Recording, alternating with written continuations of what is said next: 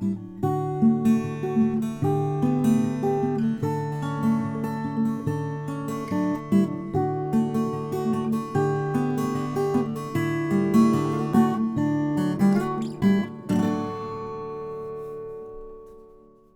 Margaret Simmons, and we first came to Aspen the summer of 1966. Mike was a postdoc at the University of Minnesota, and his major professor, Pete Carruthers at Cornell, had suggested that he might like it. An interesting side story was I had applied to the University of Minnesota Medical School for admission that fall. And I got a letter saying that I could come if I took a class that summer. And Mike his face fell and he said, I applied to Aspen. And about that time the letter came saying he got in. So we had a difficult decision, but we decided that it was best for his career and I could apply to medical school at some later time, which I never did. I was in computing. I was a programmer at the University of Minnesota Medical School at the time. Anyway, we came out here. Our three children were 5, 3, and 2, almost 2 and almost 3. We had a house, I'll never forget, we had a house over in Snow Bunny belonging to Carol Hollers. And it was a wonderful summer. We met all the neighbors around there. We got to know a lot of local Aspen locals. And as Nick DeWolf said in one of his films, it was the most egalitarian place you can imagine. I mean, we took the children to a swimming pool and I met locals whose children were already there. And it didn't matter what anybody did or who anybody was. And you know, we were in an academic environment. Mike was a postdoc. We were the low folks on the totem pole on the faculty. So it was so nice. And we did not come in '67, and we came every year after that for about the next 20 some odd years. Our children grew up here. They met their kids that have been their friends throughout their lives. But one interesting example of the egalitarian nature, I think, the first year we were here, the phone rang at the Hollers house one day and I answered it, and this lady said, could she speak to Carol? And I told her Carol wasn't there, that we were renting Carol's house, that my husband was at the Aspen Center for Physics for a month. And so she asked me a few questions and I answered the questions. Well, it turned out it was Mary Eshbaugh Hayes.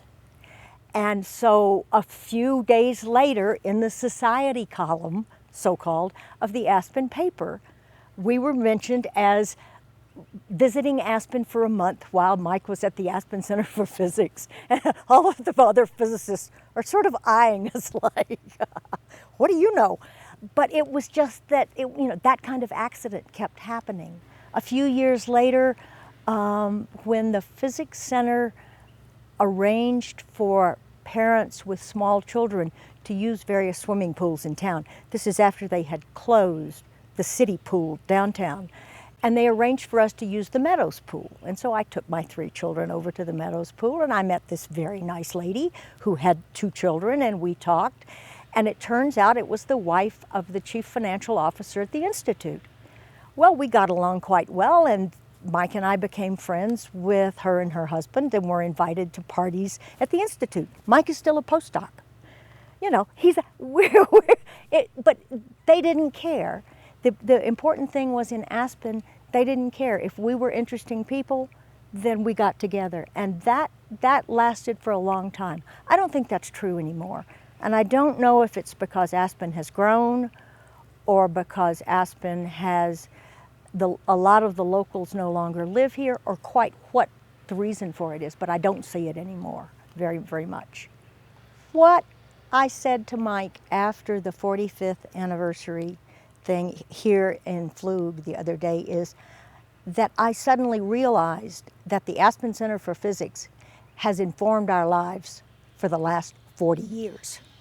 And that's an amazing thing. I mean, our lives began to center around Aspen. The children, because they came here from the time they were 5, felt like they grew up, this is home.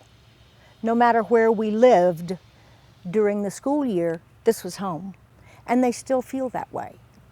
It is an amazing thing. I don't I don't quite know how that came about, but they met Randy Duran's 3 little boys, and they were all the right ages for my children, and these kids are still friends.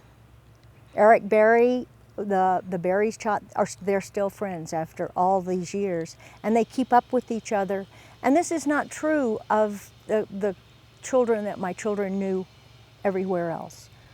And we also feel that our friends, our real true friends, are from here, not from the various places that we've lived.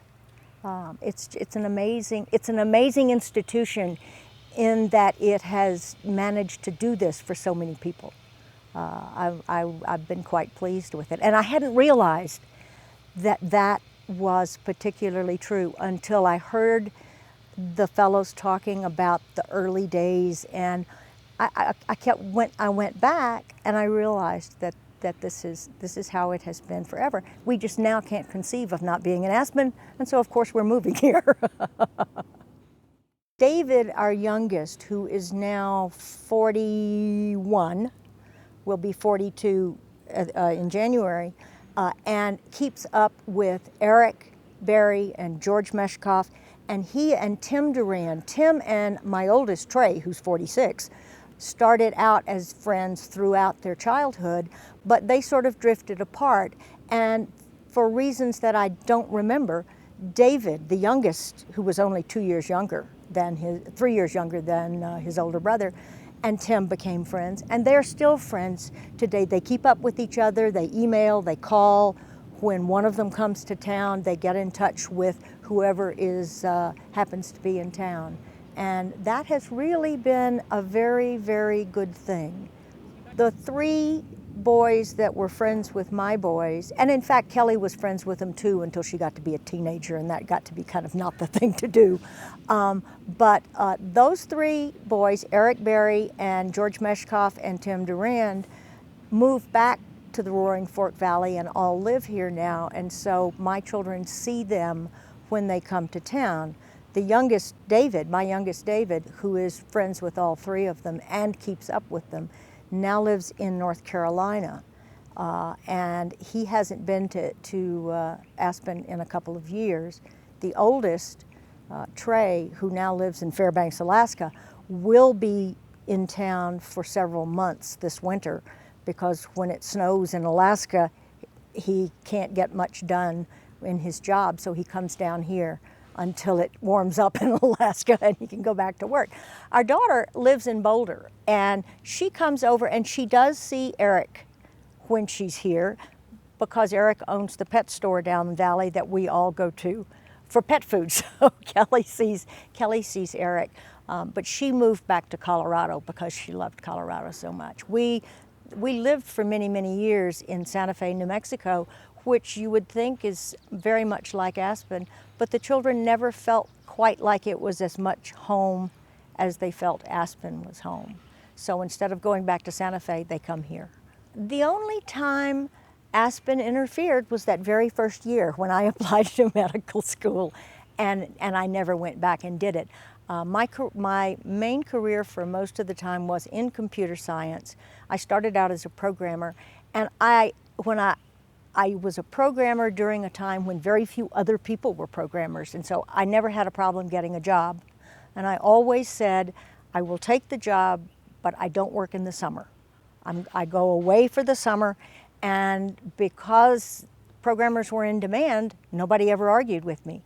So it was wonderful. By the time we came here in June, I was so ready to be away from work and to spend time with my children. And by the time we were ready to go back sometime in the middle of the summer, I was ready to go back to work. And it was just the same thing the physicists say, in a way, that getting away and not having to think of the standard day-to-day things was very renewing. And I found that up until we went to Los Alamos National Laboratory in 1973. And Mike took a job as an administrator in the theoretical division, and I took a job as a programmer once again, but it was more of a full-time job, and they were less happy with me going away. I did it anyway. I mean, I just took time without pay to come to Aspen, because by that time, we'd been coming for 20 years, and I could not really see, or 10 years, I could not really see not being in Aspen. I went back to graduate school in the late 70s, and then I got a job also at Los Alamos, but doing computer science research. And I could basically take that with me. So when we came to Aspen in those days, I actually did do some work. I didn't have a desk here, but I did carry on some of the research that I was doing while I was here, and I got permission from the laboratory to do that. So until I retired, I was able to manage most summers in Aspen. For a while, Mike would come and I would come up on the weekends and spend long weekends. It's a 5-hour drive. I got to hate it, but I did, because I had so much work to do that by that time I didn't feel that I could always get away for more than a week at a time. Most of the physics wives who had children the same age as our children, the children were by and large the driving force until the children became teenagers. And I met a woman here who was a local, who had 3 children exactly matching my children's ages and sexes. Her name was Nancy Wall. And we became best friends, and I spent more time with Nancy because of our children than mostly with physics wives. The physics wives, when the Physics Center arranged for us to have swimming pool privileges at various pools in town, that would be a social place that we would get together and talk and watch our children swim. We also did it, the city ran very, very good programs for children in Pepke Park every summer. And some of the physics wives and I would get together and take our children, and then you stand around and, and socialize. But mostly my memory is that most of my socialization, or most of my friendship, was with Nancy Wall until the children got older, and then they made their own friends. And so I made physics wives friends who played tennis, and we did and went hiking, and we did various things like that. But there wasn't much of an organized approach to getting the children together and getting the wives together. There really was not much of that. It was mostly driven by the children. Margaret Gelman had a son, Nicky Gelman, who was my youngest son's age, and he was also a bit of a troublemaker, as was David, as well, and Chris Durand and Eric Berry. These were the horrible 4 little boys. And so Margaret and I became friends at the Little League Park because our children played together. And that really drove a lot of the social interaction. And Randy Durand had his children during the summer, and so I got to know his children, but of course he was over at the Physics Center. So I don't remember any other mothers or wives that we had much of a social interaction with, which is kind of interesting now that I think about it. It is, because you're so sociable. Well, we became good. Well, that's right. After you met, but our kids were older. Well, Trey was about 12 by that time, I think. It was in 1971, something like that. 1970. Okay, so Trey was 10, and Trey and Tim were 10, and Chris and David were 7, and so they formed a very tight friendship to play together, which is very good, yeah. We talked about the patio parties just this past weekend. It was a joke, because once a month there was a patio party and you were to bring an hors d'oeuvre. And of course, there was a little bit of competitive cooking going on there among the wives, but it was very funny that it was held in the patio of Stranahan, and you would bring your dish, up the sidewalk, and all of the graduate students and young physicists would be standing out on the porch. And as you walked up with whatever hors d'oeuvre you had, by the time you got in the door, it was usually almost always gone. We developed from that a saying that physicists don't eat between parties. But it was fun, and all of us still remember that particular aspect of the parties. But another aspect of those parties was meeting the locals, because local people were invited and they came. And we met a lot of very nice people who lived in Aspen, who in one way or another had an interest in the Physics Center, who came to those parties, and it was wonderful. And yeah, and it stopped. We were talking about this the other day. How did it stop? Well, it sort of gradually, during the early 70s, late 70s is probably more like it, when life became more casual. There was this rebellion against, we used to get dressed up to come to this. There was this rebellion against dressing up. The young physicists would bring their little children and their dogs to the cocktail, it was a cocktail party, the patio party, and it sort of got to be less of an occasion. And they didn't seem to mind, only us old folks seemed to mind. But it just sort of stopped after that, because I think it was not the same occasion that it had been in the early years, probably for the first maybe 10 years. Well, you know, the other thing that changed was the president of the Physics Center always had a party in the summer for everybody. And that was another egalitarian feel to the place, and that stopped too. I don't remember which president decided that it was really more trouble than it was worth, but somebody did, and then it stopped. And you had one even when you were in the tiny, was it the kettle camp? Yes, we had one. Well, we tried to revive it because it had sort of stopped, and we felt that it was important.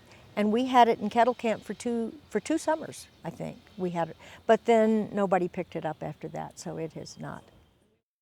The other social event every week was the picnics, and in the early days, we took over campgrounds, and we went all over the whole area, to Snowmass Campground, to Difficult Campground, to East Maroon Campground, and it was fun. It was very, very nice to get away. We learned about the different campgrounds, and I think along about the time the patio parties began to wane, the picnic, I think the Forest Service became very difficult to deal with about giving a campground, about reserving a campground for a picnic like that. And so we started having the picnics here at the Physics Center, and that lent a very, very different feel to it. I really can't explain why it was, but it was very, very different to have it here at the Physics Center. But it's been at the Physics Center now for a long, long time. The only nice thing about the Physics Center is the children can play in the creeks and the pond, and they don't fall in, as Lisa Gelman did, and break her arm, as she did, I guess, up at Maroon Campground. She fell in the river and broke her arm. So this is a lot safer for those children.